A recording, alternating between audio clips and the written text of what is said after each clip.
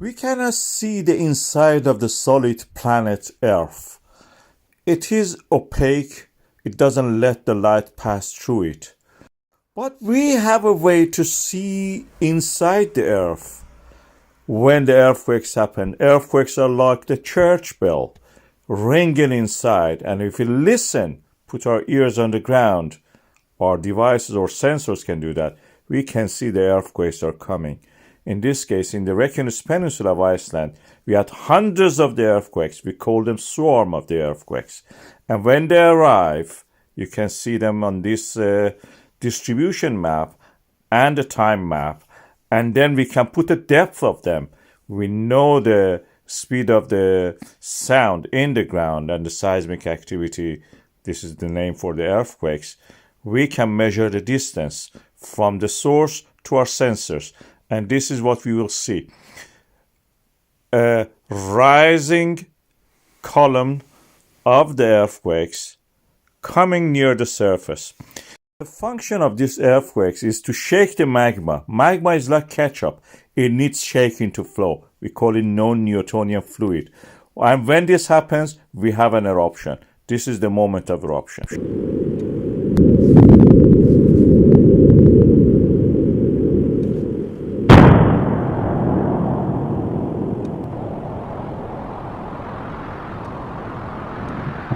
This means the earth has a split, practically cut in the middle, in a linear shape. We call it fissure, a crack in the ground.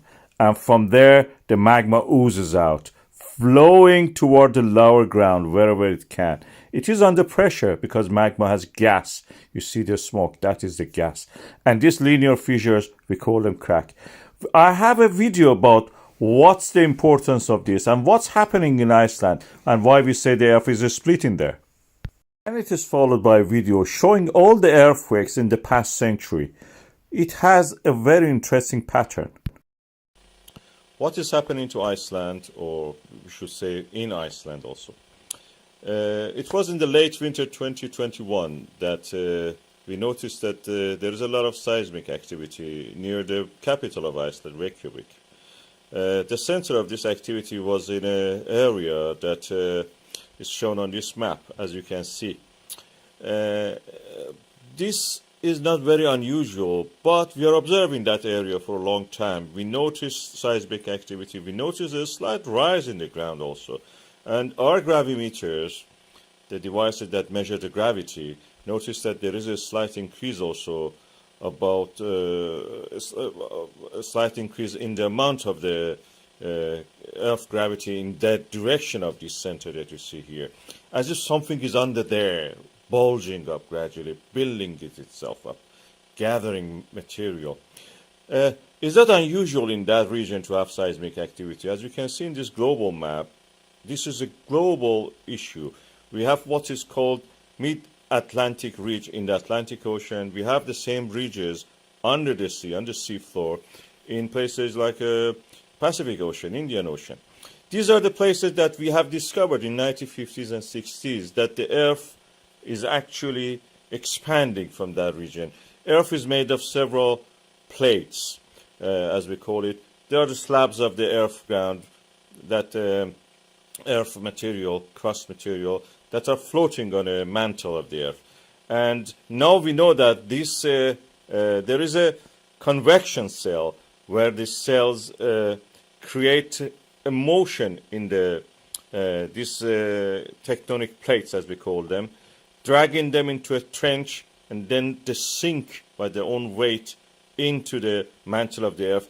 They may come up later at some other point due to the being heated up and so at a place that we call ridge. This ridge forms because the weight of the slabs actually pulling apart that center, and the pulling apart of those parts create what we call as the mid-Atlantic ridge. So these plates are being pulled down, they sink into the ground, to the mantle, then they come up at another point where this uplifting of material is happening.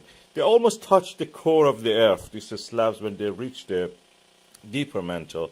And when they rise up, because they have lots of water, they have been in the water, they have been at the depth of the water in the ocean, they are moist, and the moisture actually creates this kind of, uplift of the material. They become able to boil or get heated up at a lower temperature. They're rising anyway. As we see, there is a hotter spots on the, maybe even deeper core has these hotter spots. We call them plume. And these plumes are actually, one of them is what is on the Iceland, as you can see here. The slab has sunk, and another point, plume is rising from the mantle of the Earth at the core and mantle boundary. These convection cells, as you can see in this image, are something real. We can actually map them. This is done by seismographs, global seismographs. You can see the pattern of this. Some of them are in the Indian Ocean, some of them are in the Pacific Ocean, some of them are actually under the continents. In the Africa especially is the biggest one of them. Africa probably is the most important tectonic plate, and more stable, and most stable than many of them, other ones. In this other map you can see the same. These are created by measuring the speed of the travel of earthquakes inside the Earth. Our seismographs are picking up these signals, and we can actually map them like that. So at the Pacific Ocean, we have this phenomenon of opening of the ridge, opening of the ocean in the middle of the ocean. We are lucky in Iceland that is happening on land practically because of this mantle plume rising there. We can actually see this. It has created mass of land. This mass of land is gradually expanding. In the next, in here now you can see that the edge of this ridge is actually being recreated all the time, reborn. New edge is created. That is exactly what's happening in Iceland. And it's usually at 5 kilometers down in the ocean depth at the oceanic crust. But in Iceland, we can see it at the surface. And this mantle plumes rising there, they're very hot, but they're not boiling. When they reach the area here, you can see, because the pressure is removed from them, is a slightly less pressure, they start to boil. And that boiling creates a magma chamber. Magma chamber also, if it finds a way to the Earth, which is in this case above the crust, you will see it as a kind of volcano. This volcanic activity happens all the time on the ocean bed, in the ridges, what we call expansion ridges, extended ridges. But in Iceland, this happens on land. And there are evidence that in Iceland, we can actually go and see these things, the expansion ridges. We can date these ones. Every one of them has a different magnetic signature, north and south at the time of the this magmatic and lava eruption is frozen inside these rocks. When they're molten, they align themselves to the magnetic field of the Earth. When they freeze, the magnetic field of that moment is preserved. In Iceland, we have this at the surface of the Earth.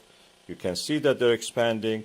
On the right side, you see the Eurasian plate, which is the biggest, one of the biggest tectonic plates. In the left, you can see the North American plate, and Iceland is at the boundary of this. Is the ridge there. Iceland is a place that actually the land is being created. We can say it's the core of a new continent, practically, we are seeing. Iceland will become bigger. No matter what happens in the rest of the Atlantic, Iceland is going to be bigger. The land building is happening in front of our eyes in the form of this volcanic activity, recent volcanic activity. You see how it expands, covers newer areas, adding to the land mass. And if it reach the sea, you will see that Iceland will become a little bit bigger even.